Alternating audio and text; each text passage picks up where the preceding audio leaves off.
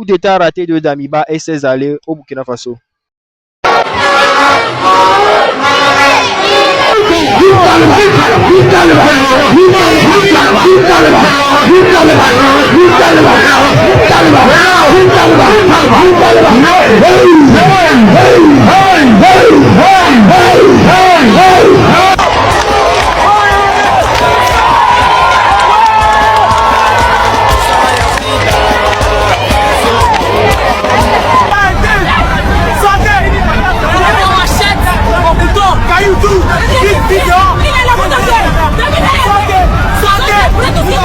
Togo confirme.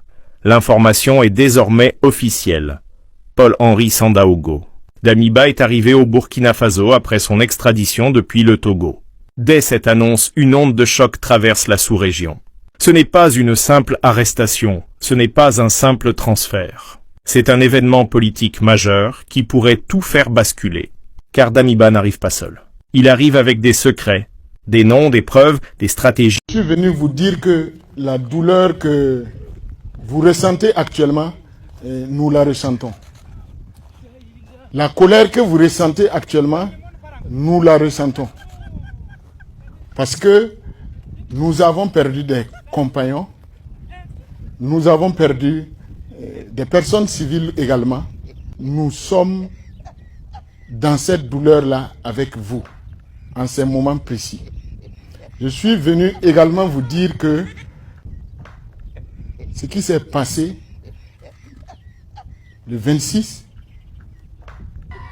ceux qui ont fait ça, s'il faut que nous venions nous installer ici à Djibo, nous allons nous installer ici à Djibo et traquer ceux qui ont participé à l'acte. Aucune case, aucune maison ne sera un abri pour eux. C'est une promesse et nous allons l'accomplir. Nous sommes convaincus que nous allons y arriver. Actuellement, la douleur est grande. La douleur est grande et les émotions sont très fortes. Je connais les préoccupations de Djibo.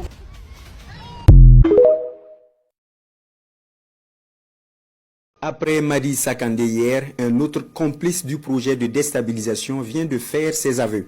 Il s'agit de Ali Ouenega, cité par le premier, et il reconnaît les faits dans ce témoignage. Suivez.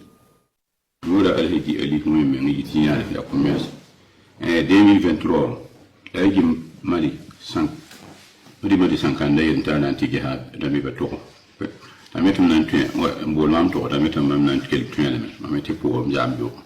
awani président tam ci len ci pousa yi pour ma sama njëm da pila na ya bolo ngol ka pa mi tam wala on bala on bala lay tin la tam ni kem to on ti ge na ba la yeje bebe e fu den bebe ti la ap ci fo ram yele pour na yin ka koy on le yi pour na wa ma a wa e tin la tam ti ti ya ba la tam ana kudeta ti la ba teneba yona teneba ti man patala ne ta yaye ontala yamna yemi wula yala wo shalfu ala wo shalfu tun na baza ya mikin harata na ko ni mula to wala ambola tatin na antu me ya patin na antu me na ba ne tabe si de bola na ta kali kidi bola na ta ta kali ka sa le won bola ma ta mere al sambol ahambol ma habeli ke ta mere le hegi shankana la hambol ta bola pame to jindi shaqtaba eta bola na ba men to sonse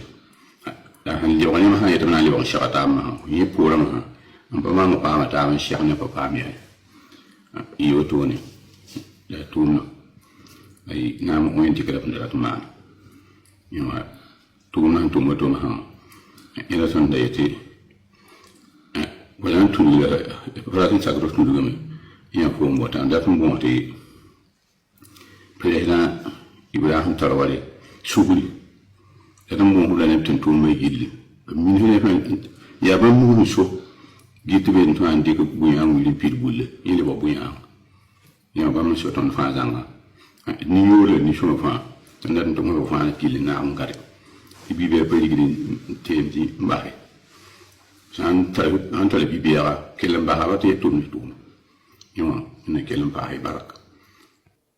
Damiba, c'est maintenant que la vraie série commence, parce que quand un homme comme lui tombe entre les mains de ceux qu'il a trahis, ou qu'il a tenté de renverser, d'éliminer, et là je parle de ses frères d'armes, deux choses se passent en même temps.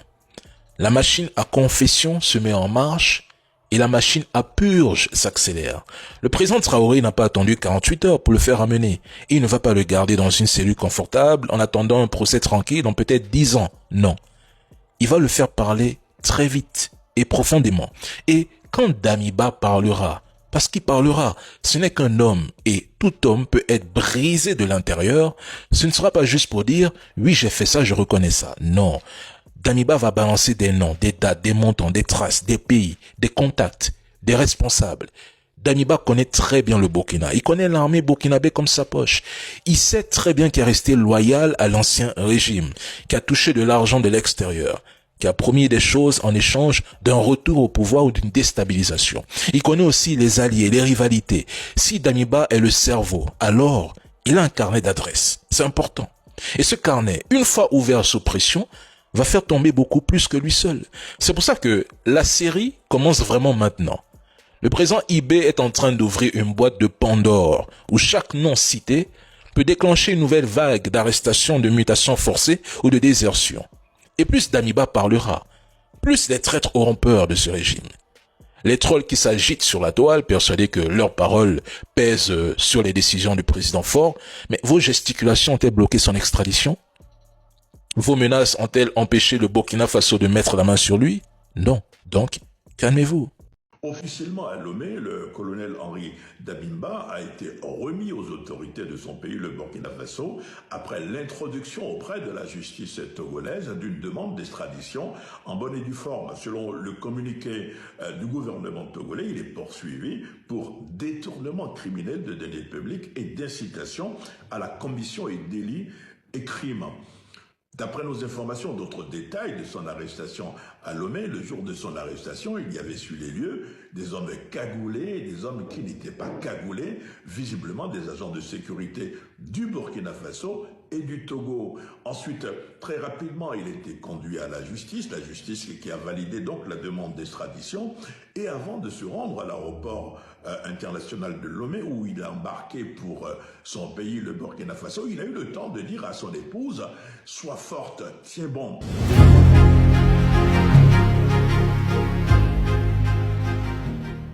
C'est donc à l'examen des raisons pour lesquelles Alassane Dramane Ouattara panique. La première raison pour laquelle Alassane Dramane Ouattara tremble, c'est qu'en fait, il est connu comme étant le cheveu qui ne manque jamais dans la sauce, dans la soupe. Il est connu comme le plus grand déstabilisateur de la sous-région. Et il le fait toujours sur instruction de ses maîtres, les néocolonialistes français, dont il est un valet absolu, un esclave. Puisqu'il se gargarise d'être un gouverneur de la Banque de France, dans laquelle, de toutes les façons, il n'a jamais exercé une seule fonction de souveraineté. La Banque de France, comme on l'entend très bien, étant la banque de la République française, pas la Banque des Africains. Donc Alassane Dramane Ouattara, quand il apprend que Damiba a été arrêté, craint qu'une nouvelle page de son histoire de putschiste, néocolonialiste invétéré, soit rédigée. Ça, c'est la première raison.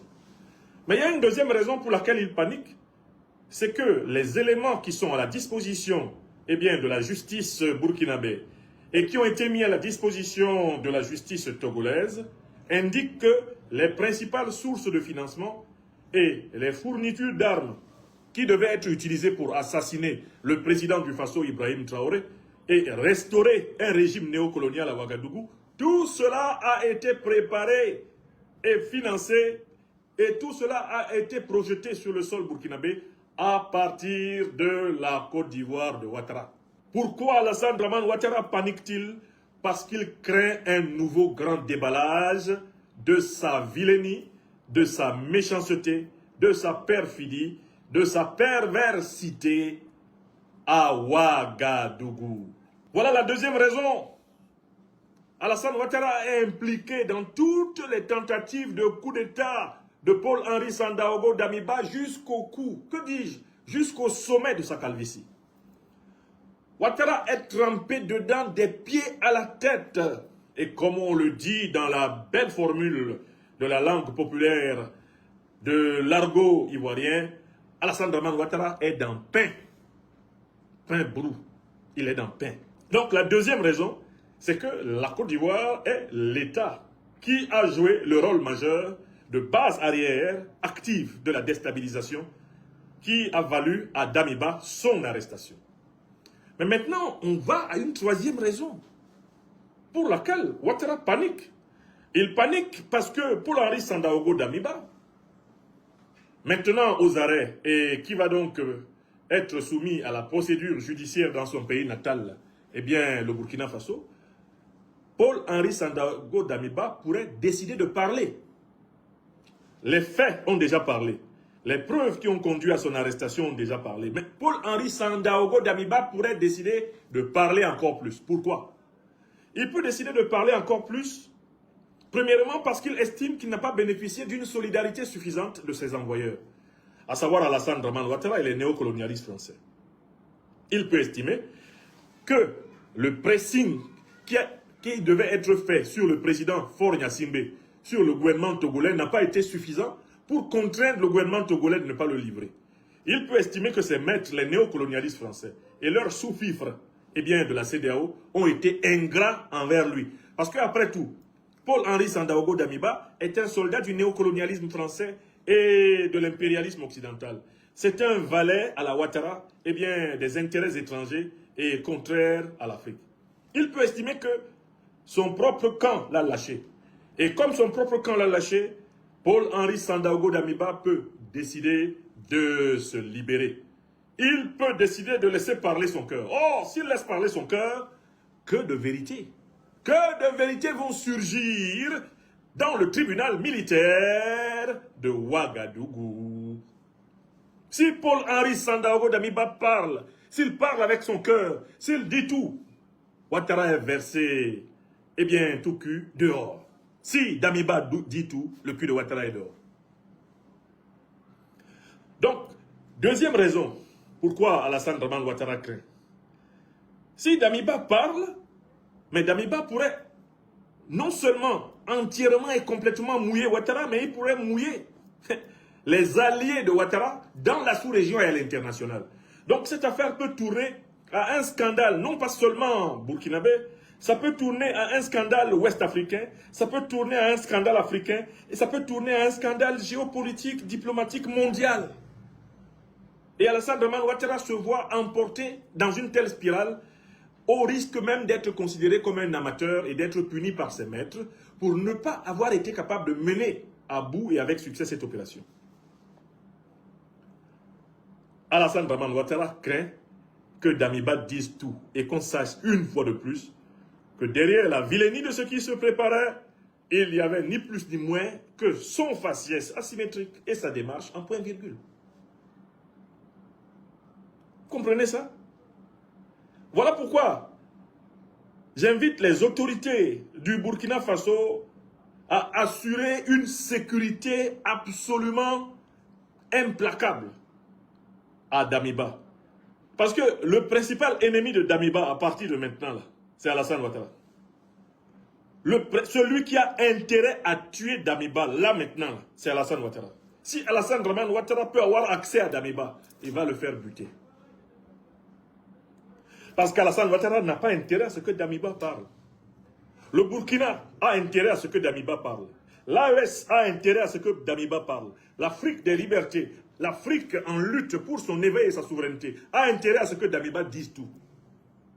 Mais ceux qui n'ont pas intérêt à ce que Damiba parle, c'est Ouattara Dramane.